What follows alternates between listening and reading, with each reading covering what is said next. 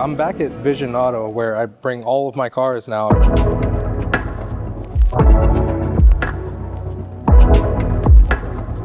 We have the EVO build going on. You just saw the fuel system get done. Konig actually sent these wheels over for the car. They said that they're willing to help in any way that they can. And I told them I need some wheels for the EVO. They're pretty light, but also need them in 17x9 plus 22. They didn't have plus 22, but they did have plus 25. So they sent these over. So these are the Konig heliograms, and they're essentially bronze wheels. They don't have a polish up there. They have a lip protector, but it's fully bronze. They should look good on the car. They should fit really well, and I don't want them to get destroyed in the salt and everything else that this thing's gonna go through, like brake dust. So I'm here to get them coated. He's gonna help me out with that. What kind of products are you using today?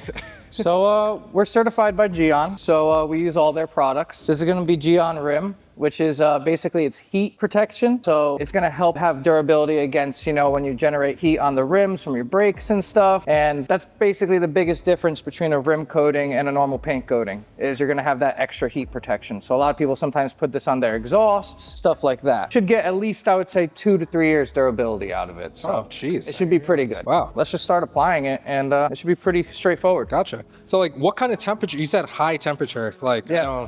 In the sun, paint gets pretty high. So like how high of a temperature are we talking? So I mean, a couple 100 degrees compared to, like paint where it's only reaching, mid hundreds at most on a very hot day. So yeah, more of a couple 100 degrees. So it's gonna help, actually preserve the coating a little bit better under those high heats. You can see how much like enriched the paint is just from it like being applied instantly.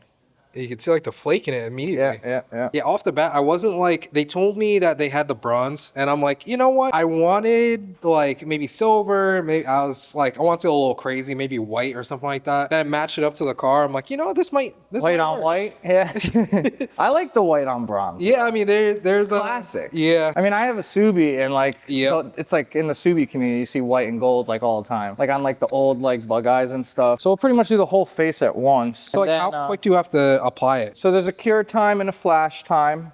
Flash time is what you're gonna get initially. That's before you wipe it off. Gotcha. Cure time is what you need before it gets wet. It will flash in about a couple minutes. Oh, really? That's when you want to start wiping. Okay. And then you can't get it wet for the first 24 hours, and that's going to be its cure time. Gotcha. So like, does it have to be out in like the light, or like does it have to? So, it helps if you like bake it with, sun, or they have heat lamps. That'll make it go quicker. Mm-hmm. But as long as you're not using the rim in the winter, it's not going to be an issue. It's more like you'll see people, some shops will use the heat lamps if they need it to get out instantly. Gotcha. So that the client can't wait overnight. Mm-hmm. They need the car tonight. Okay. So you set heat lamps on it, they could pick it up that night. Yeah, I think if you're going to ceramic coat your wheels and you need it that night, there might be... Exactly. You might be looking for something else. 100%, 100%. But this stuff's super easy to work with. And, they say you don't have to level it too much. And leveling is just basically, making sure the coating is covering an even surface. But from experience, I like leveling it regardless, just to make sure you're really getting that even coverage. So when you say leveling, making sure it's not too much on one spot? Yeah. Okay. So usually when you lay it down, you're laying it pretty thick, just to make sure that, there's enough on it. And then sometimes some spots will have more than other spots. So you just want to make sure everything's nice and level throughout the whole surface, and there's not high spots. It's kind of like a clear coat almost. Yep. Thin clear coat. You actually let it harden in a bottle. If you ever have a little bit left in a bottle, you let it harden, you'll see there's a little crystal at the bottom of the bottle. Oh, geez. This one doesn't have crystal because there's still a lot in it. But yeah.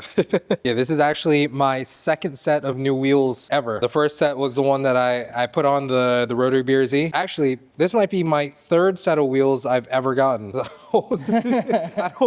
My first one was on I had a Mustang EcoBoost, and I was looking for winter tires, and they're like, the wheels come with it. I'm like, all right. Might as well.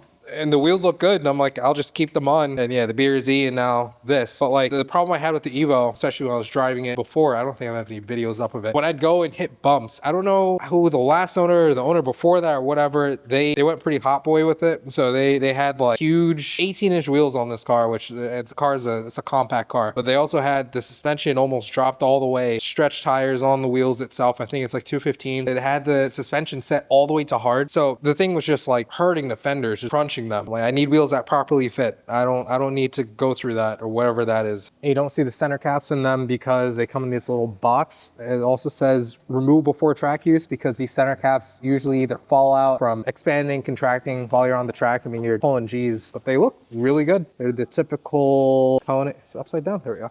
Konig black center cap. I will be running that. It really says take them out for the track? Wild. Wow. You usually don't get wheel companies that are telling you what to do before. Yeah, right? That's actually pretty wild. This one's pretty much good. And then after we're done with all of them, we'll give them one more checkup. Gotcha. And it already looks you wild. can see how the gloss just pops the pearl. Yeah. And it's not like it's really adding gloss, but it's adding depth. Yeah. That like just deep, enriched look. It's like, it's almost more, it's the clarity of it. Yeah. That looks wild.